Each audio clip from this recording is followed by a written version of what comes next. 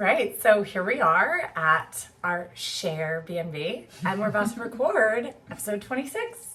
Yay! All right.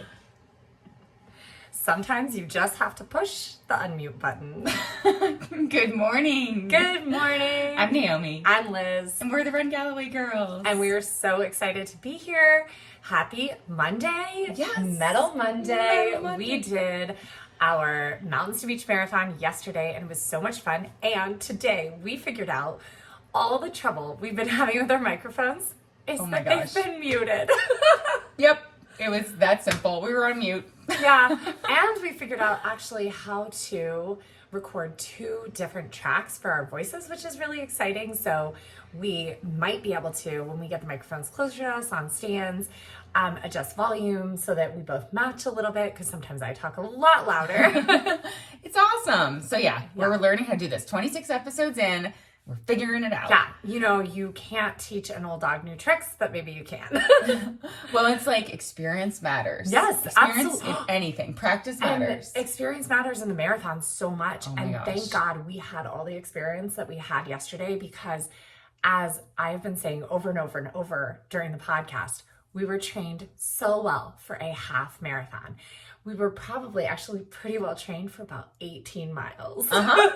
Yep. And let me tell you, the wheels didn't completely fall No. off, but we had to Dial it back. We were humbled knowing that like our aggressive goal was not going to happen due to our training and just Yes. where we were, but we were able to like dial it back and be very, very strong at the end with our plan B, really. Right. yeah. It was still plan B. We basically took control of what was happening at that moment and made, and so we did not fall apart which was amazing. We made an amazing executive decision to kind of like scale back, go to 30-30s, but still kind of push through them. It was so good. Like, and it was so much fun. We ran together and had a great time. So we'll talk all about that today. Yes, that was our big goal. We've got so many plans to talk, so many things to talk about, but yeah. Always. But the big recap will be, mountains to beach.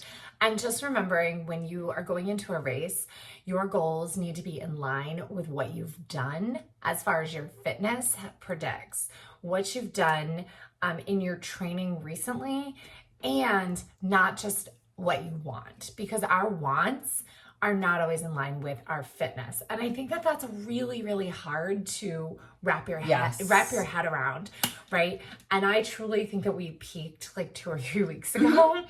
With our mega progression run. Yeah, and I think we also, as we've talked about many times in this season, we did not do the prescribed workouts and the prescribed long runs that we were supposed to do. We made that choice. Had we done the long runs without the workouts, yesterday would have been a lot better. We wouldn't have. The problem is we literally had body shutdown things happening, little cramps. My stomach was revolting. All these things that training kind of helps you get over. Yes. We didn't have the ability to do those things. We have some longer term experience with marathoning, but throughout this cycle, we didn't give ourselves the experience of the 4+ 5 hour runs. We cut them short. And we knew how to save yesterday. We knew how to save the race and keep it a fun, positive experience without having to walk it completely in, due to really having those 30-30s to rely on. And even though we've done our 30-30 long runs at like the 11:30 pace, we were able to keep them in the low 9s, high 10s, because we were like, this is a race, we can still push here. And we probably kept that pace, that running pace, very similar to what we were doing with the much longer interval. Yes, our foot speed. That was one thing that really showed, it didn't slow down. Yeah, and it really showed that we're different runners than we were. We're not in the fitness we were 4 years ago. No. We're different runners than we were, but we actually are in these foot speed short intervals. We are stronger than for me, stronger than ever. I've never run such short intervals at such a fast pace. Yeah. So I feel like we're really growing and gaining in these different ways. And it just leads up for more gains to come. We also came to the conclusion that we're not going to sign up for the same race if we're not going to run together. Yeah. Because it was so much fun to run together. So we're going to, whoever's in the lowest common denominator, we'll just run with that person. And like, when it's me coming back from a baby, Naomi will just run easier with me and help me through the end. And, you know, hopefully I'll get back to some like great fitness, and she'll be pulling me along in half marathons and I'll be pulling her along in marathons. So, yes. which is going to be so much more fun, because that means when we qualify for Boston, we'll be doing it together. And that was what was even if it's when we're 60. Yeah. And that was exactly. That was what was so great yesterday for me. Like, well, and actually being able to start was so great. So I've had, so ever since our big workout 3 weeks ago, I've had really bad quad pain and adductor pain. And then on Saturday we had awesome Dr. Mike here at Sherry's house, and he's willing to do some trigger point, and we had done a shakeout, and my adductor and quad was so painful. I was like, I don't know that I'll be able to run tomorrow. And so I was like ready to I took the chance of letting him do trigger point the day before the marathon, knowing that it could go either way. Yeah. And then I was in so much pain that night, and I could not move my leg. I could not lift my knee. I was like, oh my God, I took in a leave, slept like an hour. We got up at 2:45. We got up for the race, and we checked like, what should we do today on our watches? My watch said recovery 16 minutes. Go for a 16-minute run, because we walked so much the day before too. We had over 20,000 steps on Saturday. We did. So remember those like tapered tips that we gave you? We literally did all of the opposite. Mm-hmm. Yep. Do as I say, not as I do.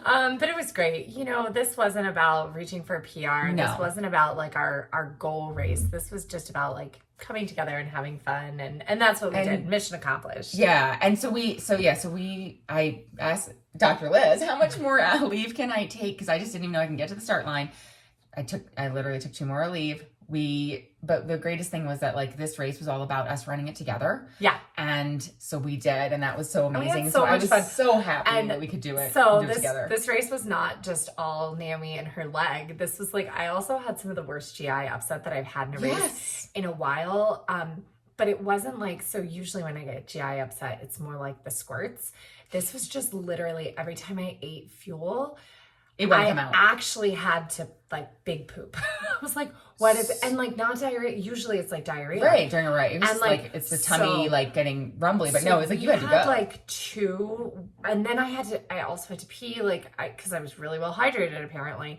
And so I think that was also with training. Like I just didn't gut train properly for this race using full Martins, because we had done so much honey stingers, and then I ran out of fuel and I was like just using whatever I had. Like right. So we didn't do we didn't do the proper gut training throughout the cycle. But it was fine. So we had at mile 11, I finally was like, I've got to find a porta potty. We had an 11-minute mile 11. We literally had 2 minutes of stop time. Yeah. In that mile. And then we finished the halfway point at 2:01 and a half, 2:01:25.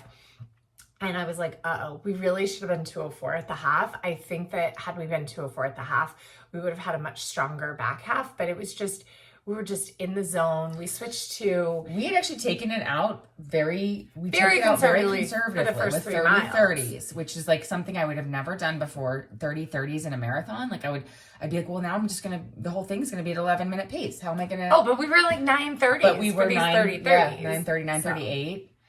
And then we switched to 60-30s, but we were doing them still with a 30-30 interval. So we would just do run-throughs down the hills, and it was great and it felt awesome, but we had some low 8s in there. Yes. Because the course is so fast in the first half. With those downs. And then we were like, all right, let's switch to 40-20s, which I still think was the right decision, but the 20-second walks just didn't feel like enough once we got to mile 18. Yes. And I mean, I don't regret going to 30-30s.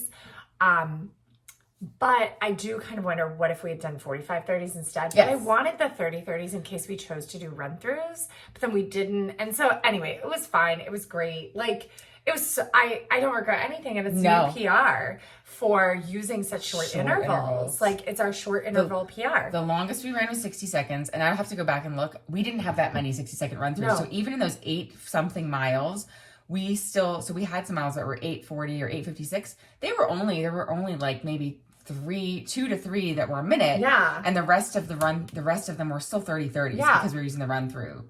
So really would only do like a minute or 3 minutes maybe during that. But it was so much fun. We had a blast, and I'm really like, I definitely want to come back and run it again. Plus, to come and stay with Sherry is always so amazing. The whole weekend has been so much fun. Yes. And yeah, the marathon though is definitely a distance that you have to respect. And yesterday, while it was still like, fast field went fast, our friend Ash went out there and did a 3:14, and her PR is a 3:13.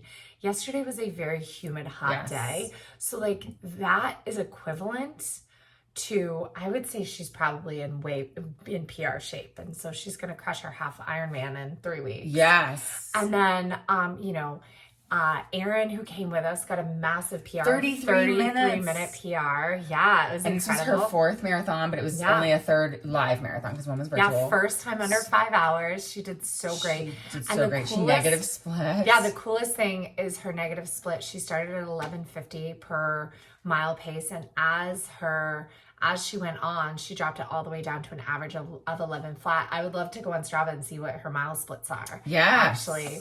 And then Sarah did really, really, really well. But I think she understands this now, and it was really difficult.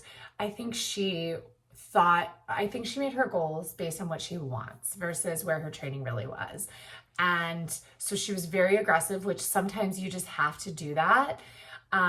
But she was also lonely, and we kept trying to kind of encourage her to run with Erin because we thought it would be fun for her, and then she could break away at any time. Because right at the time where, I think had they run together, right at the time where Sarah would have started feeling lonely yesterday, would have been the time she could have broken away. Right. If she had done the first half together, at Erin's pace. Oh, she didn't publish it yet. Oh, we'll have to go, Erin's staying with us. We're going to have to go tell her. So yeah, I just looked at, just out of curiosity, the humidity at the start was 92%. Yeah, it was very, very humid. It was real humid. It was humid all day, too. It was humid. Well, that was from 6 to noon. So it was 92% humidity. Yeah. So it was a really humid, and it was in the low 60s. And so it, I feel like we performed so well for the weather. For the conditions. And for our training. Like, I still think, like... And for our fitness, yeah. For our training, had we done 23... We did 23. Had we done 26 and 29, I think we would have been much better off than had we, like... We kind of did instead of 29, we did fast 21 with 5 mile walk. And then we didn't do another 20. Even had we done another 20 on the 8th, even if it hadn't been fast, I think we would have been in a better position. Because I'm not saying the wheels fall off, because the wheels did never fall off.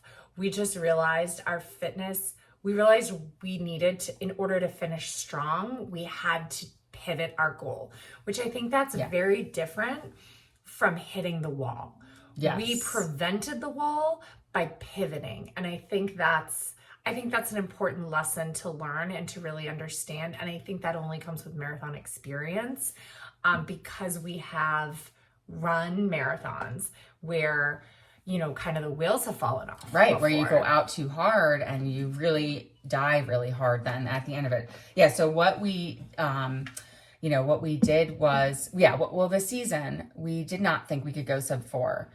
I thought we were going to do like 4:20. Yeah, so throughout most of the season, because even when we went and did we did a 10-minute or a 10 mile with, go for a 9 flat pace.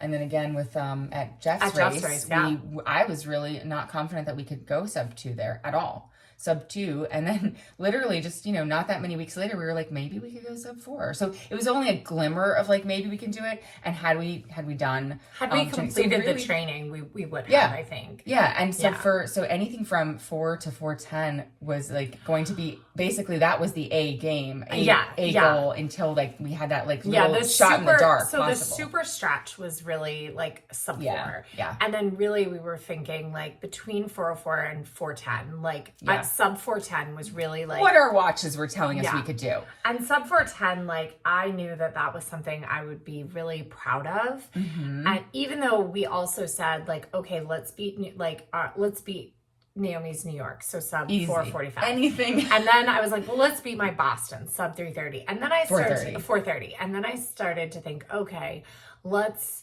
like go sub 420. And then it was like, really, we should be, and we were perfect. And what's really cool is we started behind the 410 pacer, and then we finished just a little bit behind them again. Like we were like really right on that 410 pace, even though we had those faster middle miles. And like, bathroom breaks. And bathroom breaks. Difference. And including that bathroom break, we had in the middle of the race, we had a 1:59 half marathon, including the stop.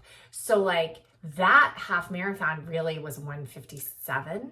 Yeah. And what I did yesterday when we were standing there, so the first porta potty, I didn't have to go. So I grabbed water and filled up both of our water bottles and stood there.